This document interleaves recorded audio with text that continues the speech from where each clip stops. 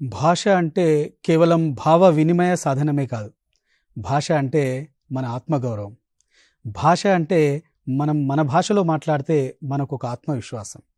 కాబట్టి ఇట్లాంటి ఈ తెలుగు భాషాభివృద్ధికి తోడ్పడుతున్నటువంటి తెలుగు భాషోపాధ్యాయులందరికీ మనసా ప్రణామములు.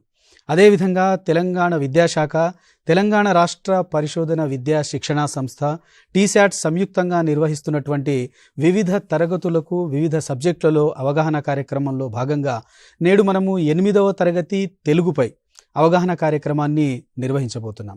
ఈ అవగాహన కార్యక్రమంలో భాగంగా మనము తెలుగు యొక్క సామర్థ్యానుగుణంగా తెలుగుకు ఎలా సంసిద్ధులు కావాలి విద్యార్థులు అనే దానికి ప్రధానంగా ఉద్దేశిస్తూ ఈ కార్యక్రమం నిర్వహించబోతాం.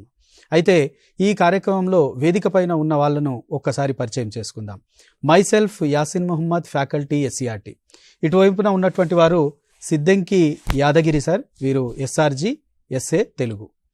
అటు పక్కన ఉన్నటువంటి వారు doctor Bochkar Om Prakash, SRG SA Telugu. అటు చివరన ఉన్నటువంటి వాళ్ళు డాక్టర్ మడత భాస్కర్, ఎస్ఆర్జీ ఎస్ఏ తెలుగు. అయితే సార్ ఇప్పుడు మనము 8వ తరగతికి సంబంధించి ఈ యొక్క అవగాహన కార్యక్రమం నిర్వహించబోతున్నాం.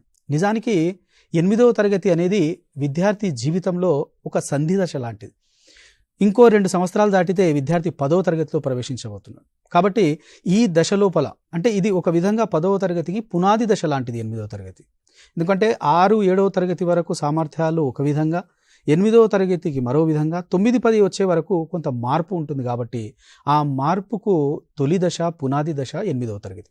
ఒకవేళ విద్యార్థి 8వ తరగతి నుండే గనుక ఈ సామర్థ్యాలకు అనుగుణంగా ఎలా సన్నద్ధులు కావాలి, అదేవిధంగా ఈ యొక్క పరీక్షా పత్రాల యొక్క స్వరూపం ఎట్లా ఉంటుంది, వాటికి జవాబులను ఎట్లా ప్రజెంట్ చేయాలి అనే విషయం కనుక ఇక్కడి నుంచే విద్యార్థి నేర్చుకోవడం ప్రారంభిస్తే 10వ తరగతి వచ్చే వరకు ఎగ్దం విద్యార్థి అత్యద్భుతంగా తయారయ్యేటటువంటి అవకాశం ఉంటుంది. కాబట్టి ఇంకా 8వ తరగతి విద్యార్థులారా, మీరందరూ కూడా ప్రశాంతంగా ఒక దగ్గర కూర్చొని ఆత్మవిశ్వాసంతో మంచి ఏకాగ్రతతో ఈ కార్యక్రమాన్ని వీక్షించండి. తర్వాత మీకు ఇంపార్టెంట్ అన్న పాయింట్స్ను నోట్ చేసుకోండి. తర్వాత మీకేమన్నా సందేహాలు ఉంటే కూడా మీరు నోట్ చేసుకోండి. తర్వాత మీ ఉపాధ్యాయులను అడిగి వాటికి క్లారిఫికేషన్ తీసుకోవచ్చు. ఇప్పుడు మనము విషయంలోకి వెళ్దాం. మొదటగా మడత భాస్కర్ సార్. సార్, ఈ అవగాహన ప్రతిస్పందన లేదా మనము ధారాళంగా చదవడం, తర్వాత అర్థం చేసుకొని ప్రతిస్పందించడం అనేటటువంటి ఈ సామర్థ్యం లోపల పరిచిత గద్యం, ఈ పరిచిత గద్యాన్ని ఎక్కడి నుండి ఇస్తారు, ఈ పరిచిత గద్యానికి సంబంధించి ప్రశ్నల యొక్క సరళి ఎట్లా ఉంటుంది, వీటికి విద్యార్థులు ఎలా సన్నద్ధులు కావాలో వివరించండి. ముందుగా అందరికీ నమస్కారం. టీశాట్ ఛానల్ ద్వారా 8వ తరగతి విద్యార్థులకు అభినందనలు, శుభాకాంక్షలు తెలియజేస్తూ, మొదటగా మీరు అడిగిన ప్రశ్న అవగాహన ప్రతిస్పందనలో భాగంగా 8వ తరగతి విద్యార్థులకు ఎక్కడి నుండి ఈ పరిచిత గద్యం అనేది వస్తుంది అని అడిగారు. 8వ తరగతిలో ఉపవాచకము నుండి పరిచిత గద్యం వచ్చే అవకాశమే ఉంటుంది. ఎందుకంటే ఉపవాచకములో 6 పాఠాలు ఉంటాయి. 6 పాఠాలలో పరిచిత గద్యాలు, ఆయా పాఠాలలో ఉండేటువంటి ప్రశస్తమైనటువంటి గద్యాలు ఏవైతే ఉంటాయో అవి వచ్చే అవకాశం ఎక్కువగా ఉంటాయి. అంటే విద్యార్థి ఆ గద్యాన్ని చదువుకుంటూ ఉన్నప్పుడు ఏ గద్యములోనైతే ఎక్కువగా సమాచారం ఉంటుందో అందులో నుండి ఎక్కువగా ప్రశ్నలు వచ్చే అవకాశం ఉంటుంది. అంటే పరిచిత గద్యం అన్నాం. పరిచితం అంటే అప్పటికే విద్యార్థికి తెలిసినది, తనకు పరిచయం ఉన్నది, విద్యార్థి తాను చదువుకున్నది అని అర్థం. ఒక పారాగ్రాఫ్ ఇస్తారు, 5 ప్రశ్నలు ఇస్తారు. ఈ 5 ప్రశ్నల స్వరూపం కూడా ఎలా ఉంటుందంటే ఎవరు, ఏమిటి, ఎక్కడ, ఎప్పుడు, ఎలా, ఎందుకు అనేటువంటి భావాంశాల ఆధారంగా ఇస్తారు.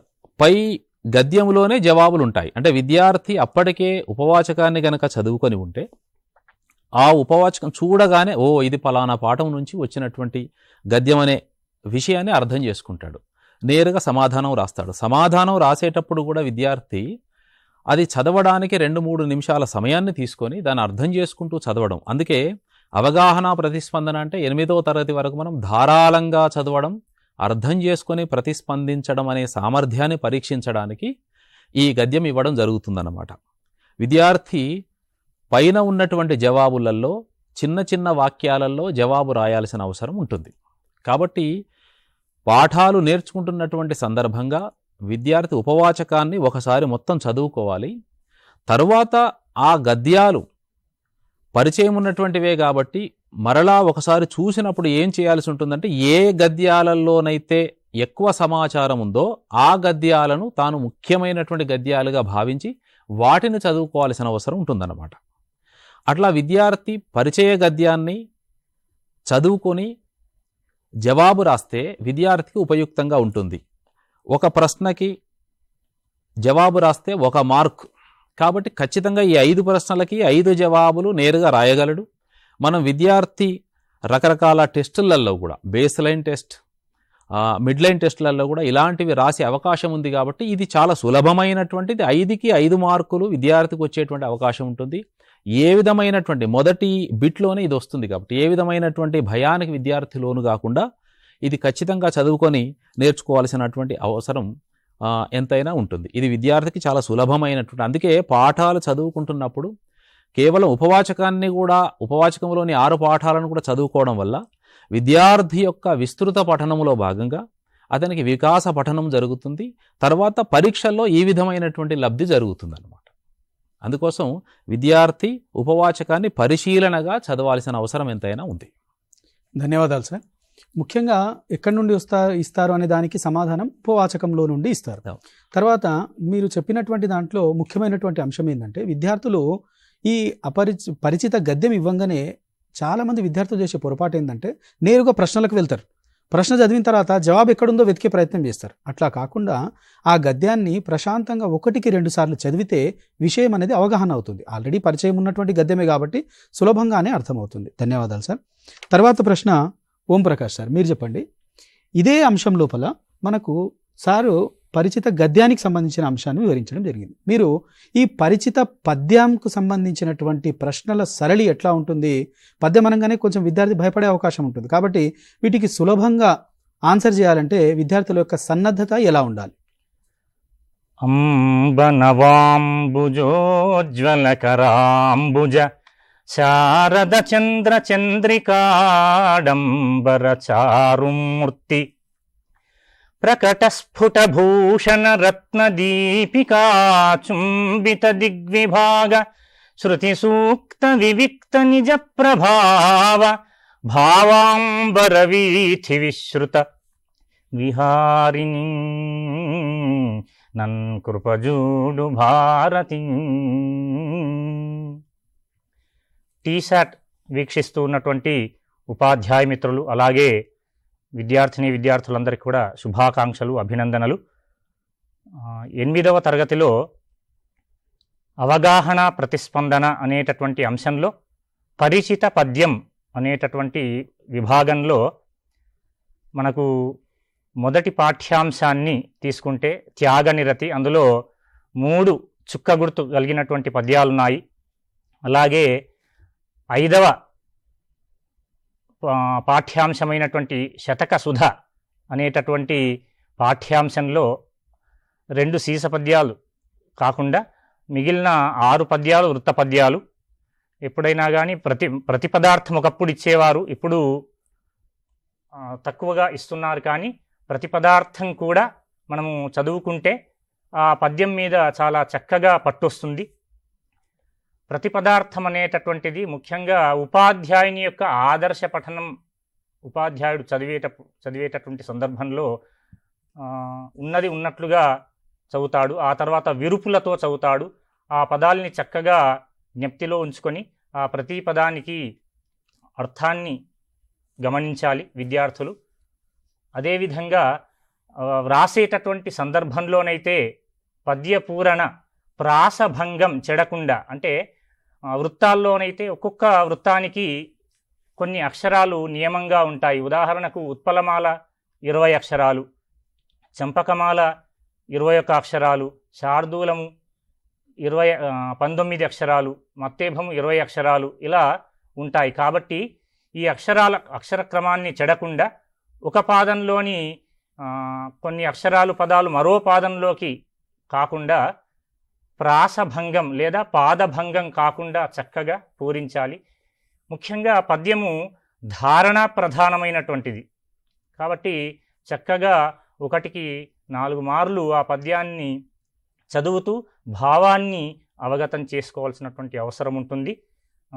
అలాగే వ్రాసేటటువంటి క్రమంలో పద్యం పూరణ జరిగిన తర్వాత భావాన్ని రాసేటటువంటి క్రమంలో అక్షర దోషాలు లేకుండా వాక్య నిర్మాణం సరిగ్గా స్పష్టంగా వ్రాయాలి. ఈ సూచనలు పాటించాల్సిందిగా విద్యార్థులకు సూచిస్తున్నాను. ధన్యవాదాలు సార్. ముఖ్యంగా ఈ పరిచిత పద్యంలో ఇందాక మీరు చెప్పినట్లు చుక్క గుర్తులు ఉన్నటువంటి పద్యాల నుండే ప్రశ్నలు వస్తాయి, పద్యం వస్తుంది కాబట్టి విద్యార్థులు ఏమి భయపడాల్సినటువంటి అవసరం లేదు. తర్వాత పద్యాన్ని పద విభజన చేసుకుంటూ చదివితే కింద ఎలాంటి ప్రశ్న ఇచ్చినా కూడా సమాధానం రాయొచ్చు. ఉదాహరణకు ఈ పరిచిత పద్యం లోపల కొన్ని సందర్భాల్లో కొన్ని పదాలకు మనకు అర్థం అప్పటికప్పుడు తెలియకపోయినా కూడా అంతకుముందు ఉన్న పదానికి అర్థం తెలిసినా ఈ పదానికి తర్వాత తెలియని పదానితో మనము జతపరుచుకుంటే ఆ తెలియని పదానికి కూడా మనకు అర్థం తెలిసేటటువంటి అవకాశం ఉంటుంది. తర్వాత మొత్తం పద్యానికి మనకు భావం అర్థమైతే తప్ప కింద ఉన్నటువంటి ప్రశ్నలకు మనం జవాబులు చేయలేం. కాబట్టి విద్యార్థులు ఏమాత్రం భయపడకుండా 1కి 2 సార్లు పద్యం యొక్క భావం మీకు అర్థమైతే మిగతా ప్రశ్నలన్నింటికి కూడా సమాధానాలు రాయొచ్చు. తర్వాత ప్రశ్న యాదగిరి సార్, మనకి అపరిచిత గద్యం పద్యానికి సంబంధించినటువంటి ఈ యొక్క ప్రశ్నల సరళి ఎట్లా ఉంటుంది? పరిచిత గద్యం అయితే ఇందాక సార్ చెప్పినట్లు పరిచిత పద్యం అయితేనేమో విద్యార్థులు ఆల్రెడీ అంతకంటే ముందే చూసి ఉంటారు కాబట్టి దాని పెద్దగా భయపడరు ఒకసారి. కానీ అపరిచిత పద్యం అనే వరకు ఈ పద్యం ఎక్కడి నుంచి ఇస్తారు, అసలు ఈ పద్యానికి అసలు మన తెలుసదో తెలియదో, మనకు భావం అర్థమవుతుందో కాదు, గద్యం అంటే ఎంత కఠినం ఉంటుందో అనేటటువంటి భయాందోళనలో పిల్లలు ఉంటారు. కాబట్టి దీనికి పిల్లల యొక్క సన్నద్ధత ఎట్లా ఉండాలి? తెలుగు భాషా సృజనశీలులను తయారు చేస్తున్న భాషోపాధ్యాయులకు, పండిత మహాశయులకు నమస్కారం. ఈ కార్యక్రమాన్ని వీక్షిస్తున్న విద్యార్థులకు శుభాశిస్తులు తెలియజేసుకుంటూ, ముఖ్యంగా అపరిచిత గద్యం ఇది పాఠంలోనిది కాకుండా, పాఠ్యపుస్తకంలోనిది కాకుండా ఇది వెలుపల నుంచి తీసుకొచ్చేటువంటి ఒక విభాగం. ఇది అవగాహన ప్రతిస్పందనలో అత్యధిక మార్కులు కలిగినటువంటి విభాగం. ఇందులో పద్యము, అపరిచిత పద్యము లేదా అపరిచిత గద్యము ఉంటుంది. అపరిచిత పద్యం అనగానే, అపరిచిత గద్యం అనగానే భయపడాల్సిన అవసరం లేదు. ఎందుకంటే సుపరిచితమైన పద్యాన్ని, ప్రజల నాలుకల్లో నడయాడే పద్యాన్ని మరి ఇక్కడ ఇవ్వడం జరుగుతూ ఉంటుంది. పేరాగ్రాఫ్ కూడా విలువైన సమాచారం కలిగినటువంటి మహానీయుల జీవిత గాథల నుండి, మహాగ్రంథాల నుండి మనం ఆ పేరాగ్రాఫ్ను తీసుకోవడం జరుగుతూ ఉంటుంది. అయితే ఈ పేరాగ్రాఫ్ మొదటగా వచనం చూద్దాం. గద్యం, అపరిచిత గద్యం చూస్తే ఇందులో సంశ్లిష్ట వాక్యాలు ఎక్కువగా ఉంటాయి. సంశ్లిష్ట వాక్యము అంటే అసమాపక క్రియలతో ఉండి చివర సమాపక క్రియతో ముగించబడుతూ ఉంటుంది. కాబట్టి అప్పుడు ఏం చేయాలి? మీరు ఇంతకుముందు యాసిన్ గారు అన్నట్లు మనం ఇక్కడ నుండి మొదలు పెడితే ఇక్కడి వరకు అని మీరు టిక్ పెట్టుకుంటారు. అట్లా కాకుండా అడిగిన ప్రశ్నను అనుసరించి సమాధానం రాయవలసి ఉంటుంది. ఉదాహరణకు, రాజు అనే విద్యార్థి పాఠశాలకు బయలుదేరి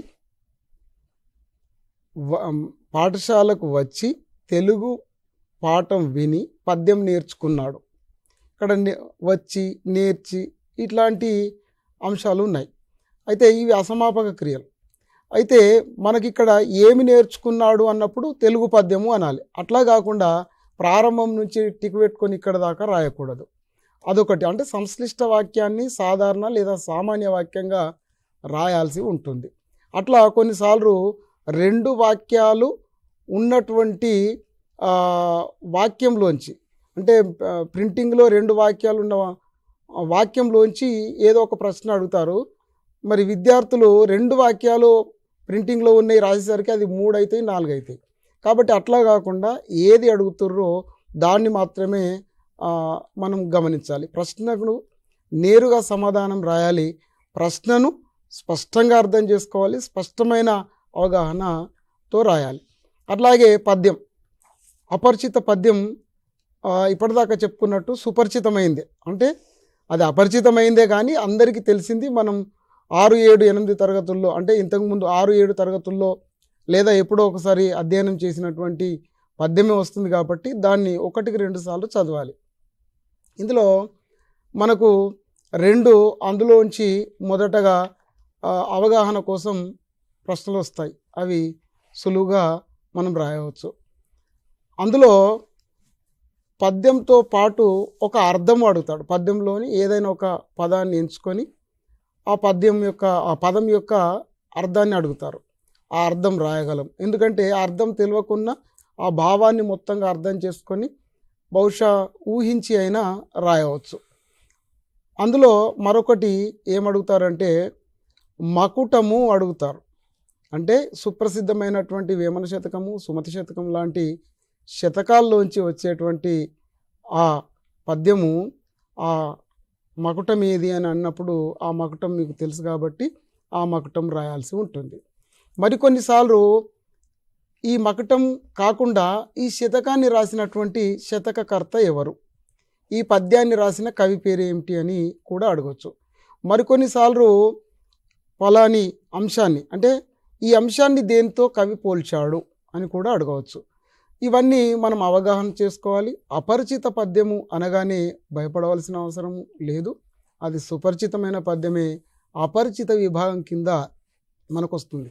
కాబట్టి అది 1కి 2 సార్లు చదివినప్పుడు మనకు ఆ 5 ప్రశ్నలకు ఒక్కొక్క ప్రశ్నకు 2 మార్కుల చొప్పున 10 మార్కులు వస్తాయి. ఈ అంశం ఆ ప్రశ్నపత్రం మొత్తంలో గొప్ప మార్కులు వచ్చేటువంటి అవకాశం ఉంటుంది. కాబట్టి స్థిమితంగా ఆలోచించాలి, అవగాహన చేసుకోవాలి. అడిగిన ప్రశ్నకు స్పష్టమైన సమాధానం ఇచ్చినప్పుడు 10కి 10 మార్కులు వస్తాయని మీరు 10కి 10 మార్కులు ఖచ్చితంగా తెచ్చుకుంటారు. Thank you sir. అయితే ముఖ్యంగా ఈ అపరిచిత గద్యం కానీ లేదా అపరిచిత పద్యం కానీ, ఇందులో గద్యం విషయానికి వస్తే మీరు ఇందాక చెప్పినట్లు ఎక్కడి నుంచో ఇస్తారు గద్యం అనేటటువంటి భయం విద్యార్థులకు ఉండొద్దు.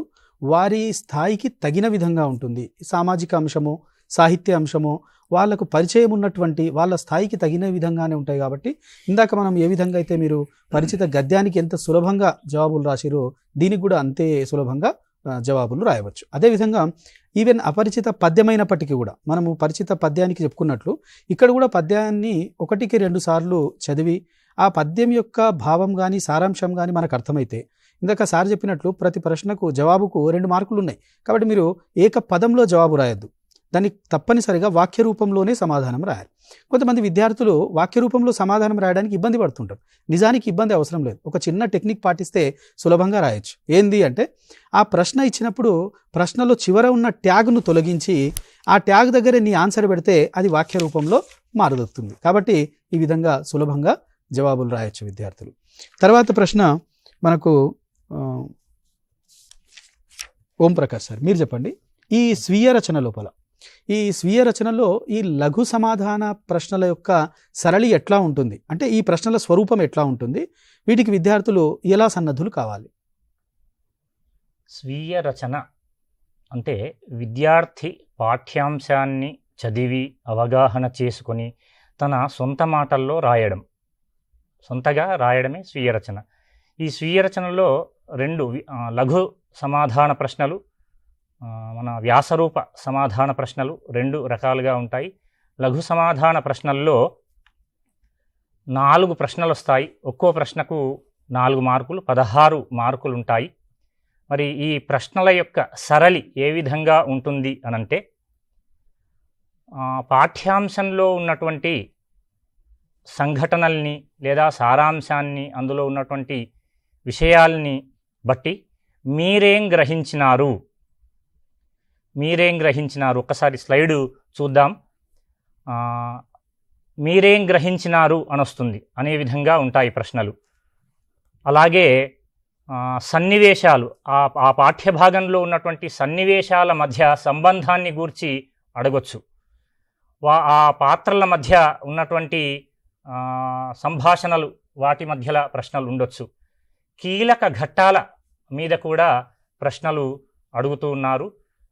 పద్యపాదాల ద్వారా ప్రశ్నలు వేయడం. ఉదాహరణకైతే మొదటి పాఠంలో ధర్మువు సర్వంబునకు హితంబుగా వలయున్ అని ఏ సందర్భంలో ఎవరు ఎవరితో అన్నారు. ఇలా పద్యపాదాలని కోడ్ చేస్తూ కూడా అడుగుతూ ఉన్నారు. అట్లాగే ఉద్దేశం ఏమిటి, ఈ ఒకానొక సంఘటనను కానీ ఆ పాత్రల మధ్య జరిగినటువంటి సంఘటనను కానీ అడుగుతూ ఉద్దేశం ఏమిటి, స్వభావం ఏమిటి, ఆ పాత్రలో మీరుంటే ఏం చేసేటటువంటి వారు, ఇలాంటి ప్రశ్నలు అడుగుతూ ఉన్నారు. అట్లాగే ఎలా చెప్పగలరు, ఏదైనా సంఘటన అడిగి ఈ జరిగినటువంటి ఈ సంఘటనను ఎలా చెప్పగలరు అని ప్రశ్నలు వస్తూ ఉన్నాయి. ఈ విధమైనటువంటి పాఠ్యాంశానికి తగినటువంటి శీర్షిక తగినదా కాదా. ఉదాహరణకు మన త్యాగనిరతి అనే ఉంది. శిబి చక్రవర్తి చేసినటువంటి ఆ త్యాగనిరతి పాఠ్యాంశానికి తగిన శీర్షికనేనా కాదా, ఈ విధంగా అడగొచ్చు. అలాగే కారణాలు విమర్శిస్తూ వ్రాయడం, ఇలాంటి ప్రశ్నల సరళి లఘు సమాధాన ప్రశ్నల్లో ఉంటుంది. ఈ ప్రశ్నలన్నీ కూడా ముఖ్యంగా పాఠ్యాంశాన్ని చక్కగా చదివి దాన్ని అవగాహన చేసుకొని 5 లైన్లలో విద్యార్థులు వ్రాయాల్సి ఉంటుంది. 5 అంటే అక్కడ సరిగ్గా 5 అని కాదు, 5, 6 ఎన్నైనా అడిగిన మాదిరిగా ప్రశ్న ఏ విధంగానైతే ఉంటుందో సమాధానం కూడా అదే పద్ధతిలో వ్రాస్తే బాగుంటుంది. ధన్యవాదాలు సార్. అయితే ముఖ్యంగా ఈ లఘు సమాధాన ప్రశ్నలకు జవాబులు రాసేటప్పుడు విద్యార్థి ప్రశ్న యొక్క స్వరూపాన్ని స్పష్టంగా అర్థం చేసుకోవాలి. అందుకే 1కి 2 సార్లు ప్రశ్న చదవాలి విద్యార్థి. ప్రశ్నలో ఉన్న ప్రతి పదం విద్యార్థికి అర్థం కావాలి. ఎందుకంటే చివరన ఉన్నటువంటి ప్రశ్న ట్యాగ్ అనేది అత్యంత ముఖ్యమైనటువంటిది. కొన్ని సందర్భాల్లో ఏం చేస్తాడంటే విషయాన్ని సమర్థిస్తూ రాయండి అంటాడు. అన్నప్పుడు అక్కడ తప్పకుండా నువ్వు పాజిటివ్ పాయింట్స్ మాత్రమే రాయాలి. నీ అభిప్రాయం ఏమిటి అన్నప్పుడు నువ్వు వ్యతిరేకిస్తూ రాయొచ్చు, విమర్శనాత్మకంగా కూడా రాయవచ్చు. కానీ సమర్థిస్తూ రాయండి అన్నప్పుడు మాత్రం తప్పనిసరిగా పాజిటివ్ పాయింట్స్ మాత్రమే రాయాల్సి ఉంటుంది. అదేవిధంగా సారాంశం రాయండి అన్నారా, లేక అభిప్రాయం రాయండి అని అడిగారా, లేదంటే దీన్ని బట్టి కవి యొక్క లేదా రచయిత యొక్క ఆంతర్యం ఏమిటని అడిగారా, అసలు ఆంతర్యం అంటే ఏంది, ఇట్లాంటి కొన్ని ప్రత్యేకమైనటువంటి పదాలు ఉంటాయి. ఆ పదాలకు ముందు మీ ఉపాధ్యాయుల ద్వారా అర్థం తెలుసుకొని ఉంటే మనం ఇట్లాంటి జవాబులు వచ్చినప్పుడు మనకు ఆల్రెడీ పాఠ్యాంశం తెలిసి ఉంటుంది కాబట్టి జవాబులను సులభంగా రాయొచ్చు. కొన్ని సందర్భాల్లో విద్యార్థులు ఇంకా కొన్ని ప్రశ్నలు అడుగుతూ ఉంటారు. సార్ ఈ ప్రశ్నలు ఎక్కడి నుంచో ఇస్తారంట కదా సార్, ప్రశ్నలు బుక్లోకి వెళ్ళి రావంట కదా, పాఠంలోకి వెళ్ళి రావంట కదా అంటే పాఠంలోకి వెళ్ళి రావనడం అని కాదు. ఈ వెనకాల ఉన్నటువంటి అభ్యాసాల్లోంచి నేరుగా ప్రశ్నలు రావు, అంతే తప్ప ఎక్కడో వేరే దగ్గర నుంచి ప్రశ్నలు రావడం అనేది ఉండదు. అందుకే మీరు పాఠం చదువుతున్నప్పుడే కొన్ని ప్రత్యేకమైన వాక్యాలను ప్రశ్నలుగా మలచవచ్చు అనేటటువంటి విషయం మీకు తెలిసిపోతుంది. అందుకే మీరు పాఠాలు చదివేటప్పుడు కూడా ప్రశ్నలను తయారు చేయాలి. రివర్స్లో ప్రశ్నలకు జవాబులు రాసే బదులుగా ప్రశ్నలు తయారు చేయడం కనుక మీకు అలవాటైతే జవాబులను మీరు సులభంగా రాయవచ్చు. ఈ విషయాన్ని దృష్టిలో పెట్టుకుంటే మనకు లఘు సమాధాన ప్రశ్నలు అన్నింటికీ కూడా సహేతుకమైన సమాధానం రాస్తే ఈ సమాధానము విషయానికి మార్కులు ఉంటాయి. అదేవిధంగా మీరు అక్షర దోషాలు రాయకుండా పర్ఫెక్ట్గా రాస్తే వాటికి కూడా మార్కులు ఉంటాయి. కాబట్టి విద్యార్థులు ఈ సూచనలు పాటించాలి. తర్వాత ప్రశ్న నెక్స్ట్ యాదగిరి సార్, మీరు ఈ స్వీయ రచన లోపల సార్ ఇందాక లఘు సమాధానాల ప్రశ్నలకు సంబంధించినటువంటి సమాధానాలు చెప్పారు. మరి అట్లనే ఈ వ్యాసరూప సమాధాన ప్రశ్నలు, ఈ వ్యాసరూప సమాధాన ప్రశ్నల యొక్క స్వరూప స్వభావాలు ఎట్లా ఉంటాయి, మరి విద్యార్థులు వ్యాసరూపం అంటే అసలు ఎంత రాయాలి, ఈ జవాబును ఎట్లా ప్రజెంట్ చేయాలి, అంటే మీరు పాయింట్స్ రూపంలో రాయాలంటారా, లేక వ్యాసరూపం అన్నాం కాబట్టి వ్యాసం రూపంలో రాయాలంటారా, ఎట్లా రాయాలి వివరించండి సార్. మొదటగా వ్యాసరూపం పేరులోనే వ్యాసము అనేటువంటిది మనకు కనబడుతూ ఉంది. అంటే ఉపోద్ఘాతము, వివరణ, ముగింపు అనేది వ్యాసం యొక్క లక్షణాలు. అయితే ఇందులో మనకు ప్రధానంగా 16 మార్కులు 2 ప్రశ్నలకు ఉంటాయి. స్వీయరచనకు మొత్తం 32 మార్కులు అయితే ఈ 2 ప్రశ్నలు ఛాయిస్ కింద పద్యభావం నుండి 2 వస్తాయి, 1 రాయాలి. గద్యభావం నుండి 2 వస్తాయి, 1 రాయాలి. అయితే పద్యము పాఠ్యపుస్తకంలో పద్యం నుంచి వచ్చిన గద్యం నుంచి వచ్చిన ప్రశ్న మాత్రం ఇంతదాకా సార్ అన్నట్టు ఉన్నట్టుగా రాదు. ఎందుకు అంటే ఆ పాఠ్యాంశం మీద విద్యార్థికి సమగ్రమైనటువంటి సంపూర్ణమైనటువంటి అవగాహన విద్యార్థికి వస్తుంది కాబట్టి ఆ ప్రశ్న కూడా ఆ పాఠంలోంచి మరో ప్రశ్న తయారు చేసి ఇవ్వడం జరుగుతూ ఉంటుంది. అయితే మనకు 8వ తరగతి స్థాయిలో వివరించండి, కారణాలు చెప్పండి అని దాదాపు ఎక్కువ పాఠాల్లో ఉన్నాయి. ఈ స్వీయ రచనలో ప్రతి పాఠం వెనుక ఒక ప్రశ్న ఇచ్చారు. ఒక 2 పాఠాల్లో 2 ప్రశ్నలు ఇవ్వడం జరిగింది. అంటే మనకు ఈ స్వీయ రచన అనేటువంటిది ఈ పాఠ్యాంశం యొక్క అంతఃసారాన్ని తెలియజేస్తుంది, వ్యాసరూప ప్రశ్నకు సమాధానం. కాబట్టి ప్రతి అంశాన్ని మనం పాఠ్యాంశంలోని భాగాన్ని సంపూర్ణంగా అవగాహన చేసుకున్నట్లయితేనే ఈ సమాధానం రాయగలుగుతాం. ఉదాహరణకు వివరించుము అనేటువంటి ఒక ప్రశ్న యొక్క స్వభావం ఉంది. అంటే వివరించుము అంటే అది ఎలా జరిగింది, ఏ విధంగా మరి అది కొనసాగింది, ఎలా మరి ముగించబడ్డది, ఆ పాఠంలోని సారాంశం మొత్తం నీదైన శైలిలో విద్యార్థి రాయగలగాలి. అలా రాసినప్పుడు మనము 10 లేదా 12 వాక్యాలు అని అంటున్నారు అని మనం అంటూ ఉంటాం. 10-12 వాక్యాలే అని కాదు, ఇంకా కొద్ది అవగాహన ఉన్నట్టయితే దాంట్లో ఒకవేళ మరి త్యాగనిరతి పాఠంలోంచి మనం వివరణ వచ్చినప్పుడు కొన్ని చోట్ల మీరు పద్యపాదంలోని మరి ఆ రాజు పలికిన మాటలు కానీ అవి అక్కడక్కడ ఇన్వర్టెడ్ కామాస్లో పెట్టి రాసినట్టయితే ఆ వ్యాసరూప ప్రశ్నానికి, ఆ ప్రశ్న సమాధానానికి ఒక గొప్ప శోభస్కరంగా ఉంటుంది. దిద్దే వాళ్ళకు కూడా ఈ అబ్బాయి అంటే మీకు అందులో చుక్క పద్యాలు మీకు నోటెడ్ అయి అంటే కంఠస్థమై ఉంటాయి. కాబట్టి అక్కడక్కడ ఈ పద్యపాదాలను 1-2 మీరు ఉపాధ్యాయుని యొక్క సూచనలు అన్ని తీసుకున్నట్టయితే వారు ఇవి అక్కడక్కడ పెడితే బాగుంటుంది అని కూడా సూచిస్తారు. సో అట్లా వివరించుము. తర్వాత లక్షణాలు రాయండి. అంటే ఒక పాత్ర యొక్క లక్షణాలు లేదా అక్కడ జరిగినటువంటి ఆ సన్నివేశంలో జరిగిన సంఘటన ఆధారంగా తీసుకొని ఆ లక్షణాలు కానీ లేదా వాటిని అన్నిటిని కూడా లక్షణాలుగా మీరు రాయాల్సి ఉంటుంది. అదే సందర్భంలో సమర్థించుము, ఇంతదాకా సార్ చెప్పారు. సమర్థించుము అంటే ధనాత్మకమైనటువంటి మంచి అంశాలను మాత్రమే అందులోంచి స్వీకరించి వాటిని మాత్రమే చెప్పవలసినటువంటి అవసరం ఉన్నది, రాయవలసినటువంటి అవసరం ఉన్నది. వాటిని మాత్రమే క్రోడీకరిస్తూ మరి క్రమానుగుణంగా రాయాలి. అంటే ఇప్పుడు సపోజ్ 1, 2, 3, 4 అంటే ఇట్లా 8వ వాక్యం ముందు 7వ వాక్యం తర్వాత ఇట్లా ఉండకూడదు. అంటే సమర్థిస్తూ రాసేటప్పుడు మనం ఈ క్రమానుగతంగా ప్రతి ప్రశ్నలో పాటించాలి, ఇందులో కూడా పాటించాలి. సంఘటన ఆధారంగా అంటే మరి అక్కడ మరి మనకు 2వ పాఠంలో మరి సముద్ర ప్రయాణంలో మన ముద్దు రామకృష్ణయ్య గారు వెళ్ళినటువంటి దానిని ఆ సంఘటనలో ఆయన అలా ఉన్నాడు, దాన్ని అనుసరించి మీరు ఏం నేర్చుకున్నారు, లేదా ఆ సంఘటన ఏ విధంగా జరిగింది అన్నప్పుడు ఆ సంఘటన సంపూర్ణంగా మనం రాయవలసి ఉన్నది. ఇక సొంత మాటల్లో అని అంటే మీదైన శైలిలో మీరు రాయాలి. కానీ సొంత మాటల్లో రాయమని అంటే ఉదాహరణకు నామవాచకము ఒక క్రియ ఇట్లా మరి రాస్తూ ఉన్నారు కొన్ని చోట్ల. అంటే అట్లా కాకుండా రాముడు అడవికి వెళ్ళను, రాముడు ఇట్లా అన్నట్టు కాకుండా ప్రతిసారి నామవాచకం ఉపయోగించకుండా మరి రాయాల్సి ఉంటుంది. అదే సందర్భంలో మరొక ప్రశ్న పాఠం ఆధారంగా రాయండి అని మనకు అడుగుతూ ఉంటాడు. ఈ మధ్యకాలంలో జంతువుల పట్ల అవగాహన పెంచుతూ మరి చైతన్యం చేస్తున్నటువంటి కొన్ని సంఘాలు ఉన్నాయి. అయితే మనకు ఓసేఫ్ కన్నను మనం ఆ పాఠంలో చూస్తున్నప్పుడు మరి ఆ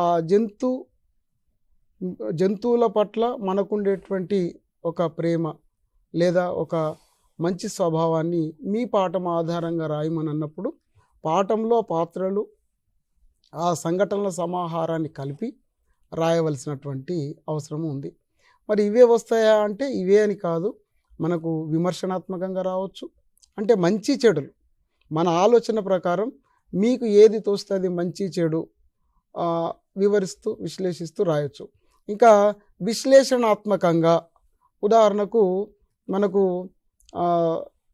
మరి డేగ పావురంను తరుముకొని వచ్చి ఇది నాకు ఆహారం, నేను దీన్నే తింటా అన్నప్పుడు మరి రాజు తన శరీరాన్ని కోసి ఇవ్వడం జరుగుతూ ఉంటుంది. అది కూడా సరిపోనప్పుడు ఆయన తక్కెడలోకి మరి ఎక్కడం, అంటే త్రాసులో కూర్చుండడం కూడా జరుగుతూ ఉంటుంది. అంటే ఇదంతా కూడా ఎందుకు జరిగింది? ఆయన మాట కట్టుబడ్డాడు కాబట్టి ఆయన ఇచ్చినటువంటి మాట నిలబెట్టడం కోసం ఆయన తన మొత్తం దేహాన్ని ఆ త్రాసులో మరి పెట్టడం జరిగింది అని మనం చెప్పగలగాలి. అంటే ఇటువైపు అటువైపు నేపథ్యం ముందు వెనుకలు అన్నట్టుగా ఆలోచించి రాయాలి. ఊహించడం, ఇప్పుడు ఇంతదాకా మనకు బ్రోచ్కర్ సార్ చెప్పారు, ఊహించి రాయడం. మీరేం చేస్తారు? ఇప్పుడు సపోజు పావురమే మీరైతే ఏం చేస్తారు, లేదా డేగనే మీరైతే ఏం చేస్తారు, శిబి చక్రవర్తి స్థానంలో మీరుంటే ఏం చేస్తారు? ఇలాంటి ప్రశ్నలు కూడా అడగవచ్చు. అప్పుడు మీరు నెగటివ్ కాకుండా పాజిటివ్ తోటి, అంటే నకారాత్మకంగా కాకుండా ధనాత్మకంగా మరియు సమయోచితంగా పలకబడ్డట్టుగా సమయోచితంగా రాయవలసి ఉంటుంది. అంటే నేను అయితే ఆ డేగ ఆకలిని తీర్చుతాను, పావురాన్ని కాపాడుతాను, నా ఆరోగ్యానికి నా శరీరానికి ఎలాంటి హాని కలగకుండా ఆ డేగను ఒప్పిస్తాను. సరే, ఇప్పుడు నేను బ్రతికి ఉంటే నీలాంటి వాళ్లకు అనేక మందికి నేను దానం చేయడానికి సిద్ధంగా ఉంటాను, నన్ను కోరడం నీకు భావేమా అని ఆ డేగలో పరివర్తన వచ్చే విధంగా రాస్తాను అని మీరు ఇలా రాసినప్పుడు మీ ఆలోచనకు ఒక గొప్ప తాత్వికత ఆ ప్రశ్న నుంచి ఉద్భవిస్తుంది. కాబట్టి ఆ పాఠం మీకు ఎంత అవగాహన అయిందో మీ నిజ జీవితంలోంచి వస్తుంది. అట్లాగే ఇంతవరకు మనం అపరిచిత గద్యంలో మనం చూసుకున్నాం. అపరిచిత గద్యంలో ఇలాంటి సుప్రసిద్ధమైనటువంటి పద్యాలు కూడా రావచ్చు. అందులో మనం ఒక విషయం శీర్షిక అనేటువంటిది కూడా ఉంటుంది. అంటే ఆ పద్యంలో మంచి చెడు లేదా ఏ అంశాలు ఉన్నాయి దాన్ని అనుసరించి శీర్షిక కూడా పెట్టవలసి ఉంటుంది. ఏది తీసుకున్నా, ఎందుకు, ఏమిటి, ఎలా, మరి ఈ ప్రశ్నల ఆధారంగా ఆ ప్రశ్నను ఆధారం చేసుకొని సంపూర్ణంగా అవగాహన చేసుకొని అర్థం చేసుకొని మనం రాసినప్పుడు ఈ వ్యాసరూప ప్రశ్నల్లో ఇచ్చేటువంటి సమాధానాలకు మీరు సొంతంగా రాయగలుగుతారు, సంపూర్ణంగా రాయగలుగుతారు, సమగ్రంగా రాయగలుగుతారు, అనుకున్నన్ని మార్కులు తెచ్చుకోగలుగుతారు. ధన్యవాదాలు సార్. ఈ యొక్క వ్యాసరూప సమాధాన ప్రశ్నలకు మనకు 10 నుండి 12 వాక్యాల్లో సమాధానం రాయండి అని ఉంటుంది. విద్యార్థులు ఇక్కడ కొన్ని సందర్భాల్లో కన్ఫ్యూజ్ అవుతారు. ఏదంటే వాక్యాలు అంటే వేరు, లైన్లు అంటే వేరు. విద్యార్థులు చాలా సందర్భాల్లో లైన్లు లెక్క పెట్టుకుంటారు. లైన్లు అనలే, ఇక్కడ వాక్యాలు అన్నారు. అంటే కొన్ని సందర్భాల్లో ఒక వాక్యము సగం లైన్కే కూడా కంప్లీట్ కావచ్చు. కాబట్టి అట్లా అని చెప్పి మీరు 10 నుంచి 12 వాక్యాలని మరీ అంత సూక్ష్మంగా చూసి గిరిగీసినట్లుగా 12 వాక్యాలు కాగానే జవాబు పూర్తి కాకపోయినా ఆపేయడం అని కాదు దీని అర్థం. అంటే అన్ని వాక్యాల్లో రాయాలి, 1-2 వాక్యాలు ఎక్కువ తక్కువ కూడా మనము రాయొచ్చు. అంటే సంపూర్ణమైన సహేతుకమైనటువంటి సమాధానం అక్కడ ఉండాలనేది దాని యొక్క ఉద్దేశం. అదేవిధంగా లఘు సమాధాన ప్రశ్నలకు ఏ విధంగా అయితే మనం చెప్పుకున్నామో అదేవిధంగా ఇక్కడ కూడా మనకు ప్రశ్నల యొక్క ట్యాగ్ ఏదైతే ఉందో అది కూడా ముఖ్యమైనటువంటిది. విశ్లేషించండి, వివరించండి, సమర్థిస్తూ రాయండి, మీరైతే ఏం చేస్తారు, ఆంతర్యం ఏమిటి, ఉద్దేశం ఏమిటి, కవి ఏమనుకుంటున్నారు, పోలికతో వర్ణించండి, శీర్షిక సహేతుకమా కాదా, ఇట్లా. కాబట్టి కొన్ని సందర్భాల్లో మేము ఇందాక సార్కు ప్రశ్న అడిగాను నేను, ఏమన్నా అంటే మరి దీన్ని వ్యాస రూపంలోనే రాయాలనా, పాయింట్స్ రూపంలో కూడా రాయొచ్చా అన్నప్పుడు ఇప్పుడు కారణాలు ఏమిటి అని అడిగిండు అనుకోండి, దానికి కొంత పాయింట్స్ వైజ్గా రాస్తే చదివే వాళ్లకు, పేపర్ ఎవాల్యుయేషన్ చేసే వాళ్లకు విషయం స్పష్టంగా అర్థమవుతుంది. కాబట్టి ప్రశ్నల యొక్క స్వరూపాన్ని బట్టి జవాబు రాసే క్రమాన్ని మీరు మార్చాలి, జవాబు ప్రజెంట్ చేసే విధానాన్ని మార్చుకొని కనుక మీరు రాసేటట్లయితే మీరు దీనికి మొత్తం మార్కులు పొందవచ్చు. అంటే దీనికి వ్యాసరూప సమాధాన ప్రశ్న రాసేటప్పుడు కొంత పరిచయం, అంటే ఉపోద్ఘాతము, మధ్యలో విషయ వివరణ, తర్వాత ముగింపు, ఇట్లా రాస్తే కనుక మీకు మొత్తం మార్కులు వచ్చే అవకాశం ఉన్నాయి. Thank you sir.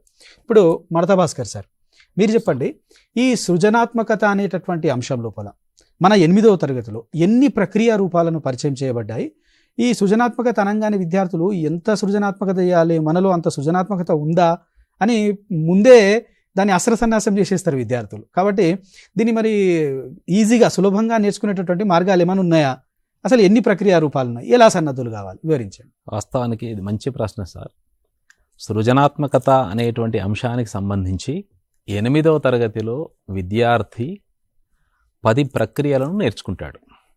ఈ 10 ప్రక్రియలు ఎలా ఉంటాయంటే పద్యము, యాత్రారచన, ద్విపద, వచన కవిత, అనువాద కథ, కథ, ఖండకావ్యము, లేఖ, స్వగతము, సంభాషణ, రేడియో ప్రసంగము, ఆత్మకథ, బుర్రకథ మొదలైనటువంటివేమో 8వ తరగతి పూర్తయ్యేటప్పటికి అంటే 6, 7 తరగతుల్లోనే నేర్చుకుంటాడు. 8వ తరగతికి వచ్చేసరికి సుమారుగా 15, 16 ప్రక్రియలు అతను అవగాహన చేసుకొని ఉంటాడు. సృజన అంటే ఏమిటంటే విద్యార్థి యొక్క తన ఆలోచనలను అడగబడినటువంటి ప్రక్రియల్లోకి మార్చగలగడమే సృజన. వాస్తవానికి ఈ ప్రక్రియ ఏ విద్యార్థికైనా క్లిష్టం కాకుండా చాలా సులభమైనటువంటి ప్రక్రియ ఇది. ప్రతి విద్యార్థి కూడా సందర్భానుసారంగా సమయస్ఫూర్తితో 8కి 8 మార్కులు తెచ్చుకోగలిగినటువంటి జవాబు ఇక్కడ అవకాశం ఉంటుంది, సృజనాత్మకతలో ఉంటుంది. ఎందుకంటే విద్యార్థులు ఆ లక్షణాలు ఏవైతే ఉన్నాయో, ఉదాహరణకు లేఖ, వ్యాసము, సంభాషణ, వచన కవిత, పాట అనేటువంటి విషయాలు విద్యార్థి నేర్చుకొని ఉంటే, ఆ లక్షణాలు గనక నేర్చుకొని ఉంటే ఏ విషయాన్నైనా ప్రక్రియలో ఇమిడ్చగలగడం. ఇప్పుడు లేఖ రాయండి అన్నప్పుడు విద్యార్థికి స్వేచ్ఛ ఎక్కువ. ఈ ప్రక్రియ సృజనాత్మకత ఉన్నదే విద్యార్థి యొక్క వ్యక్తిగత ఆలోచనలకు పెద్దపీట వేయడానికి, విద్యార్థి యొక్క ఆలోచనలను గౌరవించడానికి, అతడి యొక్క సామాజిక దృష్టిని పెంపొందింపజేయడానికి, అతడి యొక్క వ్యక్తీకరణ నైపుణ్యాన్ని పెంపొందింపజేయడానికి ఈ సృజనాత్మకత అనే అంశం ఉంటుందన్నమాట. అంటే లేఖ అన్నప్పుడు లేఖ యొక్క లక్షణాలు ఏమిటి అంటే ఎక్కడి నుంచి రాస్తున్నాం, స్థలము, తేదీ, సంబోధన, ఆ సారాంశం లోపల ఉండేటువంటి విషయము, తర్వాత చిరునామా, ఎవరు రాస్తున్నారు, ఇవి తెలుసుకొని ఉంటే అంశం ఏదైనప్పటికీ ఈ స్ట్రక్చర్ కనుక ఉన్నప్పుడు విద్యార్థి ఎక్కువ మార్కులు తెచ్చుకునే అవకాశం ఉంటుంది. ఇక్కడ విద్యార్థి గమనించాల్సిన అంశం ఏంటంటే ప్రక్రియ రూపాలు తెలుసుకుంటే చాలు. తెలుసుకుంటే ఏ విషయాన్ని మధ్యలో జోడించినా మీకు మార్కులు కూడా, ఇప్పుడు లేఖ అన్నప్పుడు లేఖారూపం ఉంటే మార్కులు ఎక్కువ వస్తుంది, పాట అన్నప్పుడు పల్లవి చరణాలు ఉంటే మార్కులు ఎక్కువగా వస్తాయి, వచన కవిత అన్నప్పుడు కవితాత్మకత ఉంటే మార్కులు వస్తాయి, సంభాషణ అన్నప్పుడు 2 వ్యక్తులు మాట్లాడుతున్నప్పుడు ఉంటే వస్తాయి. సంభాషణల్లో ఏమేముంది, ఇది నిజమైన సంభాషణ అవునా కాదా, ఈ వాక్యం సరి అయినదా కాదా అనే విషయం లేదు. మీకు సంభాషణ యొక్క రూపం తెలిసింది అంటే వీళ్ళు మాట్లాడుకునే విధానం ఇది తెలిసింది, అప్పుడు మీకు మార్కులు ఎక్కువగా వస్తాయి. కాబట్టి రూపం మీద ఎక్కువ దృష్టి పెట్టాలి. వస్తువు అనేదేమో అది వ్యక్తిగతం. ఇప్పుడు భిన్నంగా ఒక్కొక్క విద్యార్థి ఒక్కొక్క రకంగా రాస్తాడు, ఒక్కొక్క ఆలోచన ధోరణి కలిగి ఉంటాడు. ఎవరి ఆలోచన వారిది, ఎవరి భావజాలం వారిది. కానీ జవాబు మాత్రం మీరు ఈ ప్రక్రియల పట్ల ఎక్కువగా దృష్టి పెట్టాల్సి ఉంటుంది. ఇంకొక సులభమైనటువంటి అంశం ఏంటంటే మీరు 8వ తరగతికి వచ్చేటప్పటికే సుమారు 15 ప్రక్రియలు నేర్చుకొని ఉంటారు. కాబట్టి మీరు 6, 7 తరగతుల్లో నేర్చుకున్నటువంటి అంశాలను కూడా ఇందులో మీకు సందర్భానుసారంగా సమయానుకూలంగా జోడించవలసి ఉంటుంది. మీకు పాఠశాలలో జరిగేటువంటి రకరకాల విషయాలను ఇందులో జోడించవచ్చు, మీ ఇంట్లో జరిగేటువంటి విషయాలను జోడించవచ్చు. అంటే కేవలం పుస్తకంలో ఉన్నటువంటివి అనే కాదు, మీరు ఏ విషయాన్ని జోడించినా మీకు మార్కులు వస్తాయి. ఇంకా మీకు ఒక ఇక్కడ మంచి అవకాశం, సువర్ణ అవకాశం ఏముంటుందంటే 3 ప్రశ్నలు అడగబడతాయి సృజనాత్మకతలో. 3 ప్రశ్నలు అడిగినప్పుడు ఒక ప్రశ్నకే జవాబు రాయాలి. అంటే మీకు ఒక్కొక్కరికి ఒక్కొక్క ప్రక్రియ అంటే ఎక్కువగా ఇష్టం ఉంటుంది. ఒకరికి లేఖ రాయడం బాగా ఇష్టం, ఒకరికి సంభాషణ చేయడం చాలా ఇష్టం, ఒకరికి చిన్న కథ రూపంలో రాయడం చాలా ఇష్టం. ఇట్లా మీకు 3 అవకాశాలు ఉన్నాయి. ఒక అవకాశాన్ని ఎంచుకొని రాస్తే మార్కులు ఎక్కువగా వచ్చే అవకాశం ఉంటుంది. అంటే ఎలా ఉంటుంది ఈ రూపం అనేది ఒకసారి ఈ స్లైడ్ ద్వారా మనం చూద్దాము. ముందుగా దీనికంటే ముందు ఒక విషయాన్ని ఏం గమనించాలి మనం అంటే, ఎక్కువగా ఏ ప్రక్రియ నుంచి ప్రశ్నలు వచ్చేటువంటి అవకాశం ఉంటుంది అంటే విద్యార్థులు గమనించండి, మీరేమి ఇన్ని ప్రక్రియలు ఉన్నాయి ఎన్ని చదువుకోవాలి అనేటువంటి విషయం కాదు. ముఖ్యంగా ఒక 5-6 ప్రక్రియల మీద కనుక ఎక్కువగా దృష్టి పెడితే అవి లేఖ, వ్యాసము, సంభాషణ, వచన కవిత, గేయము వంటి విషయాల మీద కనుక మీరు దృష్టి పెట్టినట్లయితే ఎక్కువ సార్లు ఈ ప్రశ్నలు అడగబడతాయి కాబట్టి మీరు ఎక్కువ మార్కులు తెచ్చుకునే అవకాశం ఉంటుంది. పైగా ప్రశ్నను మీరు అర్థం చేసుకోవడం కూడా చాలా సులభం. ఈ స్లైడ్లో మీరు గమనించండి, ప్రశ్నలు ఎలా ఉంటాయంటే, మీ పాఠశాలలో స్వాతంత్ర్య దినోత్సవం జరుపుకున్నారు కదా, త్రివర్ణ పతాకం అంటే జెండా యొక్క గొప్పతనాన్ని తెలియజేస్తూ వ్యాసం రాయండి. కుల వృత్తుల గొప్పతనాన్ని తెలియజేస్తూ ఇద్దరు వ్యక్తుల మధ్య జరిగేటువంటి చర్చను సంభాషణ రూపంలో రాయండి. మీ పాఠశాలలో జరిగిన గురు పూజోత్సవం గురించి మీ నాన్నకు లేఖ రాయండి అన్నప్పుడు మీకు ఇక్కడ సౌకర్యం ఏమొచ్చింది? మీ నాన్నగారికి లేఖ రాస్తారు, మీరు ఏమైనా రాసుకోవచ్చు మీ నాన్నగారికి. లేఖారూపం మీకు తెలిసి ఉంటే మార్కులు వస్తాయి. సంభాషణ అన్నప్పుడు మీకు ఒక్క వాక్యంలో అర్థమైపోతుంది. ఇద్దరు వ్యక్తులు, ఇద్దరు మిత్రులు మాట్లాడుకుంటున్నారు, ఇద్దరు పేర్లు రమేషు సురేషు అనే పేర్లతో ఇద్దరు వ్యక్తులు మాట్లాడుకుంటున్నారు, మీకు అర్థమైపోయింది. విషయం మీరేం రాసినా అది మీ వ్యక్తిగత చర్చ కాబట్టి మీకు మార్కులు ఎక్కువగా వస్తాయి. అట్లాగే వ్యాసం అంటే మీకు తెలుసు, తరచూ మీరు ఈ ప్రక్రియను రాస్తూ ఉంటారు కాబట్టి ఉపోద్ఘాతము, విషయము, ముగింపు అనే అంశాల మీద. కాబట్టి ఇది నేర్చుకోవడానికి మీకు అవకాశం మరింత బాగా ఎక్కడుందంటే పాఠాల చివరన రకరకాల ప్రశ్నలు ఉన్నాయి, సృజనాత్మకతకు సంబంధించినటువంటి ప్రశ్నలు. వాటిని మీరు సాధన చేయాల్సి ఉంటుంది. సమాజాన్ని ఎక్కువగా పరిశీలించాల్సి ఉంటుంది. మీ పాఠశాలలో జరిగేటువంటి విషయాల గురించి కనుక మీకు అవగాహన ఉన్నప్పుడు ఈ బిట్కు సంబంధించి మీకు 8కి 8 మార్కులు వచ్చేటువంటి అవకాశం ఉంటుంది. ధన్యవాదాలు సార్. ముఖ్యంగా ఈ యొక్క సృజనాత్మకత అంశానికి సంబంధించి ఫస్ట్ ఆఫ్ ఆల్ ఏంటంటే ప్రతి ప్రక్రియ రూపం యొక్క ఫ్రేమ్ తెలిసి ఉండాలి. అంటే స్ట్రక్చర్, నిర్మాణం ఎట్లా ఉంటుంది అంది. దానికి అది నిర్మాణం తెలిస్తే మనకు తెలిసినటువంటి విషయాన్ని ఆ ప్రక్రియ రూపంలోకి మనం మార్చగలగాలి. తర్వాత ఇందాక మీరు గురు పూజోత్సవం గురించి నాన్నగారికి లేఖ రాయండి అన్నారు. ఆ స్ట్రక్చర్లో అది రావాలి.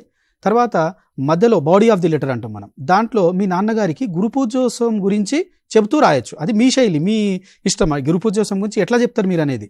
కాబట్టి ఈ విధమైనటువంటి విషయాలు పాటిస్తూ మనం ఇప్పుడు సంభాషణ రాయమని చెప్పారు. సంభాషణ రాయమన్నారు కదా అని చెప్పి మనము ఒక వ్యక్తి నువ్వేం తిన్నావు లేకుంటే నేనేం తిన్నాను ఇది కాదు. అంటే సంభాషణ రాయండి అంటే కూడా ఎట్లా రాయాలి? ఆ విషయానికి అనుగుణంగా సంభాషణ రాయాలి. కాబట్టి విషయానికి అనుగుణంగా రాయడం ఒకటి, ఆ స్ట్రక్చర్లో రాయడం ఒకటి. మంచి మార్కులు రావాలంటే అన్నప్పుడు కొన్ని అక్కడక్కడ అవసరమైన చోట మనం సూక్త్యో, నినాదము అట్లాంటివి పెడితే కూడా మనకి ఇంకా ఎక్కువ మార్కులు వచ్చే అవకాశం ఉంటుంది. ధన్యవాదాలు సార్. తర్వాత యాదగిరి సార్, మనం పార్ట్ ఏను కంప్లీట్ చేసుకున్నాం. ఇప్పుడు పార్ట్ బికి కూడా మనకి 20 మార్కులు ఉంటాయి. పదజాలంకు 10 మార్కులు ఉంటాయి, భాషాంశాలకు 10 మార్కులు ఉంటాయి. మరి ఈ పదజాలానికి సంబంధించి విద్యార్థులు 4 ఆప్షన్స్ ఉంటాయి ఆల్రెడీ. కాబట్టి సులభంగా ఎట్లా గుర్తించాలి? అసలు పదజాలంలో ఏ అంశాలపైన ప్రశ్నలు వస్తాయి? పదజాల వినియోగం భాషాంశాల్లో ప్రధానమైనది. మన దగ్గర పదజాలం ఎంతగా ఉంటే వాటిని అవసరాన్ని బట్టి విద్యార్థి కానీ వక్త కానీ ఎవరైనా సమయోచితంగా సమయానుకూలంగా ఉపయోగించేటువంటి అవకాశం ఉంటుంది. ఈ పదజాల అభివృద్ధిలో పాఠం చివర మరి ఇవ్వడం జరిగింది. అట్లాగే పాఠ్యపుస్తకం వెనకాల కూడా ఈ పాఠ్యపుస్తకంలోంచి వివిధ పాఠాల్లోంచి తీసినవి కూడా అక్కడ కొన్ని పొందుపరచడం జరిగింది. అంటే పదజాలం పాఠ్యాంశము ఎంత అవగాహన అయినప్పటికీ సరి అయిన విధంగా మనం పదజాలాన్ని ఉపయోగించకపోతే అది రంజిల్లనట్టే, రక్తి కట్టనట్టే ఉంటుంది. ఇక ఇప్పుడు మనం భాషాంశాల్లో మొదలైనది పదజాల వినియోగం.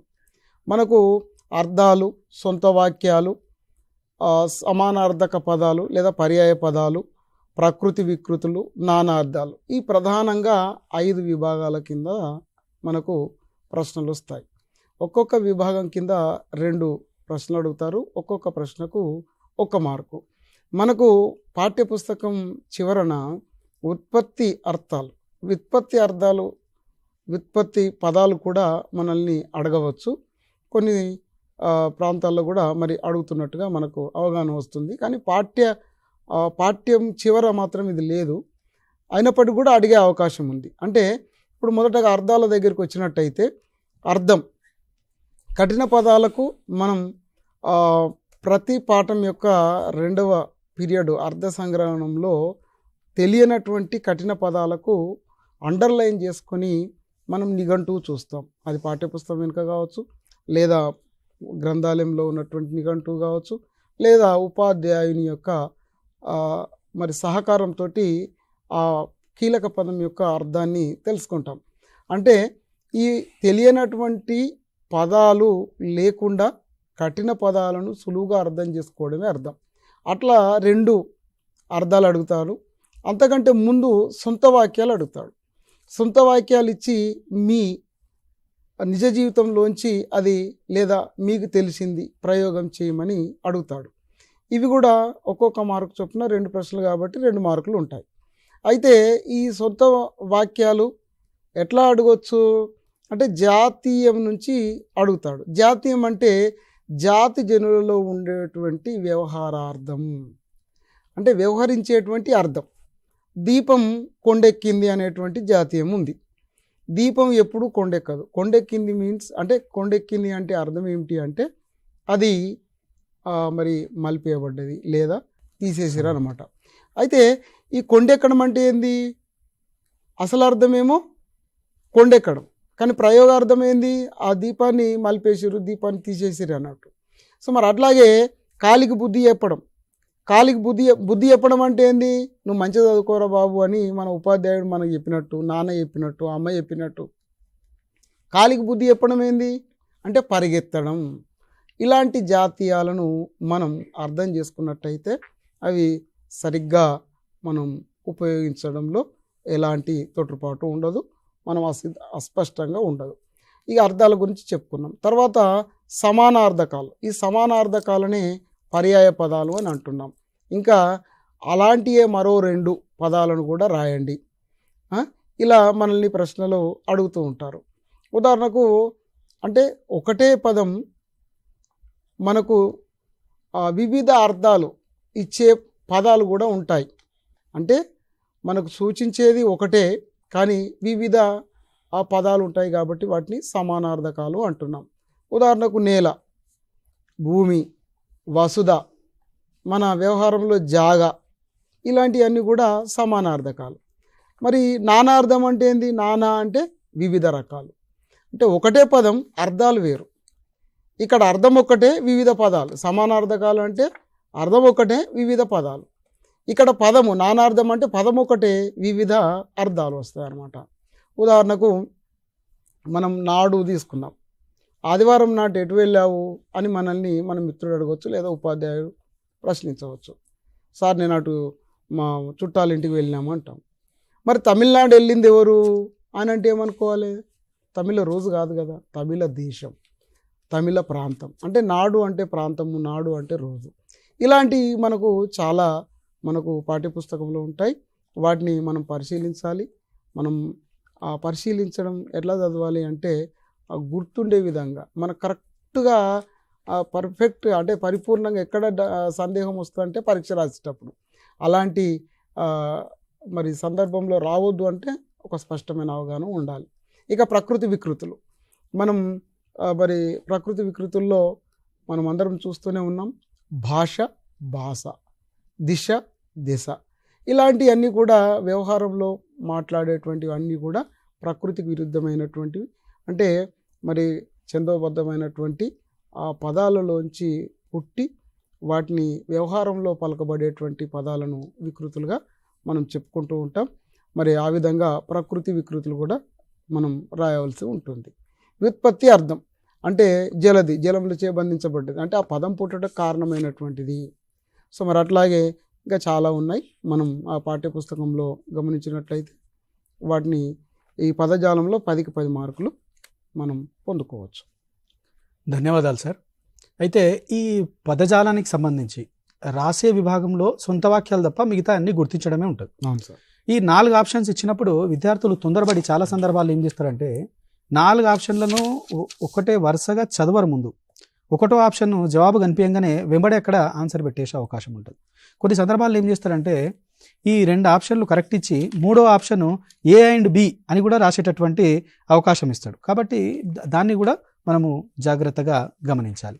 తర్వాత ఈ సొంత వాక్యాలు రాసేటప్పుడు కానీ, లేదంటే వాక్య రూపంలో ప్రశ్న ఇచ్చినప్పుడు కానీ, అందులో పదం కింద గీత గీసి దాని అర్థం అడగడం కానీ, అట్లా కూడా ప్రశ్నలు అడిగేటటువంటి అవకాశం ఉంటుంది. అదేవిధంగా సొంత వాక్యాలు రాసేటప్పుడు పిల్లలు ఎప్పుడు కానీ ఇచ్చినటువంటి జాతీయంలో ఏ పదమైతే ఉందో నువ్వు రాసే సొంత వాక్యంలో అదే పదం రావాలి, అంతేగాని దాని అర్థం రావద్దు. ఇప్పుడు సార్ ఇందాక చెప్పినట్లు కాలికి బుద్ధి చెప్పడం అని ఉంది, నువ్వు రాసే సొంత వాక్యంలో కాలికి బుద్ధి చెప్పడం అని రావాలి, కానీ దాని అర్థం ఏంది? పారిపోవడం అని. కాబట్టి పారిపోవడం అని రాయొద్దు నువ్వు. ఈ విషయాన్ని విద్యార్థులు జాగ్రత్తగా గమనిస్తే, ప్రశ్నను కూడా జాగ్రత్తగా చదివితే, కొన్ని సందర్భాల్లో క్వశ్చన్ ట్యాగ్ మారుస్తాడు, నెగిటివ్ ట్యాగ్ ఇస్తాడు. క్రింది వాటిలో అంటే ఒక పదం ఇచ్చి, ఇప్పుడు భానుడు అనే పదం ఇచ్చి క్రింది వాటిలో దీనికి పర్యాయ పదం కానిదేది అని అడగవచ్చు. కాబట్టి భానుడు పర్యాయ పదం అని చూడంగానే పర్యాయ పదం ఎక్కడుందని వెతికి వెంబడి ఆన్సర్ పెట్టే ప్రయత్నము చేయొద్దు. తర్వాత అంశంలోకి వెళ్దాం. ఓం ప్రకాష్ సార్, మీరు చెప్పండి, ఈ భాషాంశాల లోపల సంధులు సమాసాలపై ఎలాంటి ప్రశ్నలు వస్తాయి? విద్యార్థులు దీన్ని సులభంగా ఇచ్చినటువంటి ఆప్షన్స్లో ఎలా గుర్తించాలి? 8వ తరగతిలో భాషాంశాల్లో భాగంగా, వ్యాకరణాంశాల్లో భాగంగా సంధులలో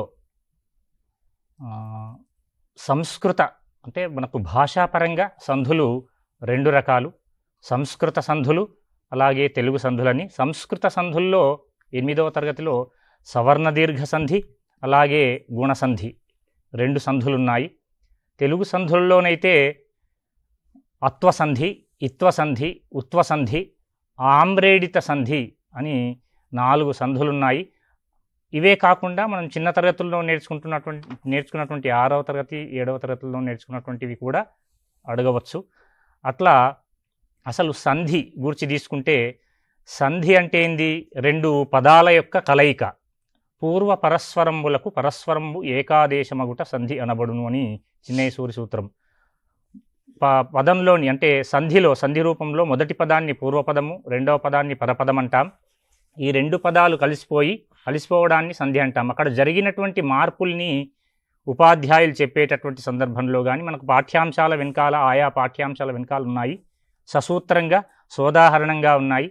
వాటన్నింటినీ కూడా ఈ బిట్ నేర్చుకునేటటువంటి సందర్భంలో చాలా జాగ్రత్తగా పరిశీలనాత్మకంగా సాధన చేయాల్సి ఉంటుంది విద్యార్థులందరూ కూడా. ముఖ్యంగా ఈ సరళి, ప్రశ్నల యొక్క సరళి, సంధుల్లో ప్రశ్నల సరళి ఏ విధంగా ఉంటుందో ఒక్కసారి స్లైడ్లో చూద్దాం.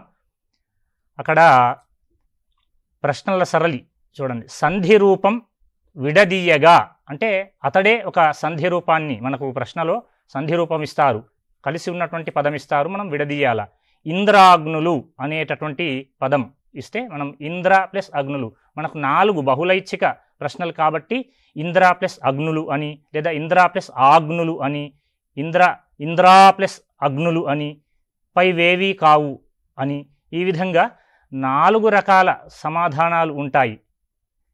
అది సరైనటువంటి సమాధానాన్ని ఆ పదం మీద, ఆ పదాల మీద సరైనటువంటి పట్టు కలిగి, సరైనటువంటి అవగాహన పరిశీలన కలిగి సరైనటువంటి సమాధానాలని గుర్తించాల్సినటువంటి అవసరం ఉంటుంది విద్యార్థులు. అలాగే సమాసాలకు వచ్చేసినట్లే సంధుల్లో 2వ విభాగం, 2వ రకంగా ఏ విధంగా అడుగుతారు అనంటే, విడదీసి ఉన్నటువంటి ప్రశ్నలోనే విడదీసి ఉన్నటువంటి పదాలకు కలపడం. మనము ఏం చేస్తాము అనంటే, ఆ పదాలు ప్రశ్నలోనే విడదీయబడి ఉంటాయి, కలిపి ఉన్నటువంటి సమాధానాన్ని మనం ఎంచుకోవాల్సినటువంటి అవసరం ఉంటుంది. ఉదాహరణకైతే మహా ప్లస్ ఉన్నత అని విడదీసిస్తాడు, మహోన్నత, మహోన్నత, ఇట్లా రకరకాల పదాలని సమాధానాలుగా ఇస్తే సరైనటువంటి సమాధానాన్ని గుర్తించాల్సినటువంటి అవసరం ఉంటుంది. సమాసానికైతే, సమాసము అంటే ఏంది? 2 పదాలు కలిసిపోయి, 2 పదాలు విభిన్నమైనటువంటి అర్థాలున్నటువంటి 2 పదాలు కలిసి విలక్షణమైనటువంటి అర్థాన్ని ఇవ్వడం సమాసం. ఉదాహరణకు శివ అనేటటువంటి ఒక పదము అంటే శంకరుడు అనర్థం, పత్ని అనంటే ఒక పదము భార్య అనర్థం. ఈ వేరువేరు అర్థాలున్నటువంటి 2 పదాలని ఒక పదంగా కూర్చడం సమాసం అంటాం. శివపత్ని అనంటే పార్వతీదేవి అనేటటువంటి అర్థం వస్తుంది. ఇట్లా విలక్షణమైనటువంటి అర్థం వచ్చేటటువంటిది. అట్లా ఈ సమాసాలు 8వ తరగతిలోనైతే తత్పురుష సమాసం ఉంది. ఉత్తర పదార్థ ప్రధానం, పదార్థ అనొచ్చు, పద ప్రాధాన్యం అనొచ్చు. అలాగే ఇది తత్పురుషనైతే 8 రకాలు. ప్రథమ తత్పురుష, ద్వితీయ తత్పురుష, తృతీయ తత్పురుష, చతుర్థి, పంచమి, షష్ఠి, అలాగే సప్తమి. ఇవి కాకుండా లేదు కాదు అనేటటువంటి అర్థంలో వచ్చేటటువంటి నై తత్పురుష సమాసం, అలాగే ద్వంద్వ సమాసం ఉంది, ఉభయ పదార్థ ప్రధానమైనటువంటిది, అలాగే ద్విగు సమాసం ఉంది, సంఖ్యావాచకం పూర్వపదంగా ఉన్నటువంటి. ఇవన్నీ కూడా ఈ 8వ తరగతిలో మనకు ప్రశ్నల రూపంలో వస్తాయి. అట్లాగే ఈ ప్రశ్నల సరళి ఏ విధంగా ఉంటుంది?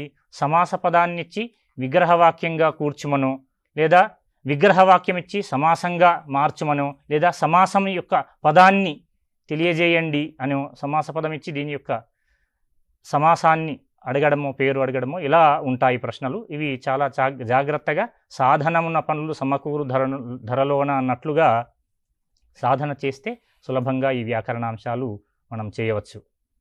ధన్యవాదాలు సార్. మర్తభాస్కర్ sir, sir. ఈ అలంకారాలు, ఛందస్సు, వాక్యాలపై ప్రశ్నలు ఎట్లా వస్తాయి? విద్యార్థుల సమాధానం ఎట్లా గుర్తించాలి? పార్ట్ బిలో అలంకారాలు, ఛందస్సు, వాక్యాలు అనే అంశాల మీద సుమారుగా 5 నుండి 6 ప్రశ్నలు వచ్చే అవకాశం ఉంటుంది సార్. 8వ తరగతిలో విద్యార్థి అలంకారాలు విభాగంలో శబ్దాలంకారాలలోనైతే వృత్యనుప్రాస అలంకారం నేర్చుకుంటాడు, అర్ధాలంకారాలలోనైతే ఉపమాలంకారము, ఉత్ప్రేక్ష అలంకారం నేర్చుకుంటాడు.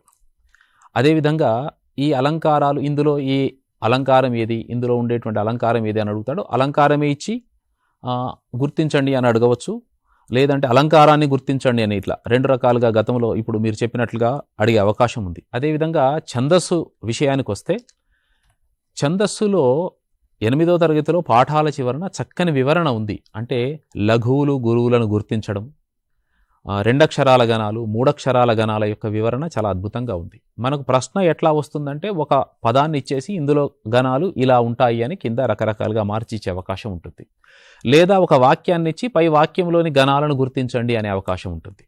వాక్యాలు విషయానికి వస్తే సామాన్య వాక్యాలు, సంయుక్త వాక్యాలు, సంశ్లిష్ట వాక్యాలు వచ్చినప్పుడు ఒక వాక్యం ఇచ్చి ఇది సామాన్య వాక్యం అవుతుందా, ఇందులో సామాన్య వాక్యం ఏది, లేదా సామాన్య వాక్యము కానిదేది, సంయుక్త వాక్యం ఏది అని అడిగే అవకాశం ఉంటుంది. అంటే ఖచ్చితంగా ఒక్కో విభాగం నుండి 2 ప్రశ్నలు వచ్చే అవకాశం ఉంటుంది. కాబట్టి పాఠాన్ని చదువుకుంటున్నప్పుడు విద్యార్థి సామాన్య, సంయుక్త, సంశ్లిష్ట వాక్యాలు పాఠం చదువుకోవడం వల్ల ఈ లాభం జరుగుతుందన్నమాట. ఏది సామాన్య వాక్యము చదువుకుంటూ ఉండగానే ఖచ్చితంగా ఆ పఠనం అనేది విద్యార్థికి ఉపయోగపడుతుంది. ఇందులో 5 నుంచి 6 మార్కులు విద్యార్థికి వచ్చేటువంటి అవకాశం ఉంటుంది. ఇది చాలా సులభం. ఇంతకుముందు మీరు చెప్పినట్లుగా 4 జవాబులలో, ABCDలలో ఒక్క క్షణం ఆగి ఆలోచించి జవాబు పెడితే అన్ని మార్కులు వచ్చే అవకాశం ఉంటుంది. ధన్యవాదాలు సార్. అయితే ముఖ్యంగా ఈ అలంకారాలు, ఛందస్సు, వాక్యాలపై ప్రశ్న ఇచ్చినప్పుడు విద్యార్థి ఎంత ఎక్కువ ఉపాధ్యాయుని సహకారంతో ప్రాక్టీస్ చేస్తే అన్ని ఎక్కువ మార్కులు వచ్చేటటువంటి అవకాశం ఉంటుంది. ముఖ్యంగా విద్యార్థులందరూ కూర్చున్నారు, ఏదో మనం వ్యాకరణం నేర్చుకుంటున్నాం అనేటటువంటి విధానంలో కాకుండా ఒక ఆట ఆడుతున్నట్లుగా ఒక విద్యార్థి ఒక అలంకారాన్ని, ఒక గణం చెప్పిండు, లేదా ఒక పదం చెప్పిండు. ఒక పదం చెప్తే ఇంకో గ్రూప్కు సంబంధించినటువంటి విద్యార్థులు ఆ పదము ఏ గణమో చెప్పగలగాలి.